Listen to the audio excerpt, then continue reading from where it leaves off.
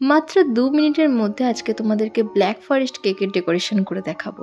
তবে হ্যাঁ, ডেকোরেশনটা তোমরা 2 মিনিটের মধ্যে দেখছো ঠিকই, তবে 2 মিনিট লাগেনি, তবে খুব বেশি সময়ও লাগেনি। 10 মিনিট 15 মিনিটের মধ্যে কিন্তু আরামসেই হয়ে যাবে।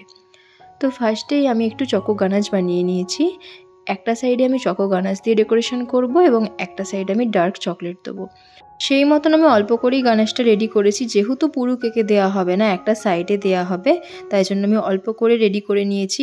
আর চকো গানাশ কীভাবে রেডি করতে হয় সেটা যদি তোমরা দেখতে চাও তাহলে অবশ্যই কিন্তু আমাকে কমেন্ট করে জানিও, সেটাও তোমাদের আমি রেডি করে দেখাবো। খুবই ইজি প্রসেস, বাট তোমরা যদি দেখতে চাও তাহলে বলো, দেখাবো। এবার গানাশটা এই সাইডটা দেওয়ার পর কিছুটা বেঁচে গেছে, তাই জন্য আমি ভাবলাম ওপাশটা তো ডার্ক চকলেট দেবোই, বাট যেহেতু একটু বেঁচে গেছে তাই এই সাইডটাও একটু দিয়ে নিই। কিন্তু বোঝাতেও যাবে না, কারণ ফার্স্টে আমি গানাশটা দিচ্ছি, তার ওপর ডার্ক চকলেটটা দেবো। আর তারপর আমি 2D নজল দিয়ে কয়েকটা ফুল করে নেবো।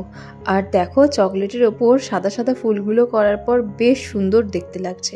তোমরা যারা প্রথম বেকিংয়ে এসছো তারা কিন্তু প্রথমের দিকে এই টাইপের ডিজাইনগুলো ট্রাই করতে পারো, খুবই ইজিলি হয়ে যাবে। এতদিন কেক বানানোর পরও কিন্তু ব্ল্যাক ফরেস্ট বানাতে আমার প্রচণ্ড ভালো লাগে। বিভিন্ন টাইপের কেক বানাই, কিন্তু ব্ল্যাক ফরেস্ট কেক বানাতে আমার এতটাই ভালো লাগে তোমাদেরকে আমি বলে বোঝাতে পারবো না। তার দুটো রিজন আছে। এক হচ্ছে খুবই তাড়াতাড়ি বানানো হয়ে যায়, আর 2 হচ্ছে খেতে প্রচণ্ড ভালো হয়, ভীষণ টেস্টি হয়। আর দেখো, ফুলের ওপর যখন চেরিগুলো বসানো হয় তখন যেন কেকের পুরো লুকটাই চেঞ্জ হয়ে যায়, তাই না? কি সুন্দর লাগে সাদার ওপর লাল চেরিগুলো বসালে। আর এই কেকটা বানাতে তো আমার ভীষণ মজা লেগেছে, তার কারণ হচ্ছে নামটা দেখো, ফাদার্স অফ পটল।